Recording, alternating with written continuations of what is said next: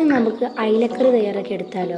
അതിന് വേണ്ടി ഞാൻ ഇതുപോലെ ചട്ടി എടുത്ത് അതിലോട്ട് തേങ്ങ അരച്ച് ചേർത്ത് കൊടുത്ത് ആവശ്യത്തിന് പുളിവെള്ളം ചേർത്ത് 2 തക്കാളിയും 2 പച്ചമുളക് അരിഞ്ഞിട്ട് ആവശ്യത്തിനുള്ള ഉപ്പും കൂടി ചേർത്ത് കൊടുക്കുന്നുണ്ട്.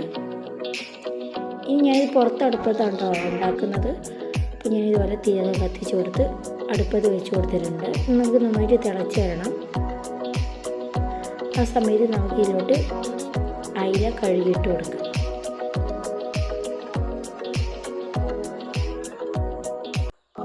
ഇനി ഞാൻ ഇതിലോട്ട് കറിവേപ്പില ഇട്ട് കൊടുക്കുന്നുണ്ട്. അപ്പോൾ കറി നന്നായി തിളച്ച് വരുമ്പോൾ ഞാൻ അയില ഇതുപോലെ നന്നായിട്ട് കഴുകി ഇട്ട് കൊടുക്കുന്നുണ്ട്. നന്നായി ഇളക്കി മൂടി വെക്കാം. അപ്പോൾ തിളച്ച് വരുമ്പോൾ നമുക്കിത് അടുപ്പത്തു നിന്ന് മാറ്റി വെക്കാം. അപ്പോൾ നല്ല ടേസ്റ്റി ആയിട്ടുള്ള അയിലക്കറി തയ്യാറായിട്ടുണ്ട്. അപ്പോൾ എല്ലാവരും ട്രൈ ചെയ്യും.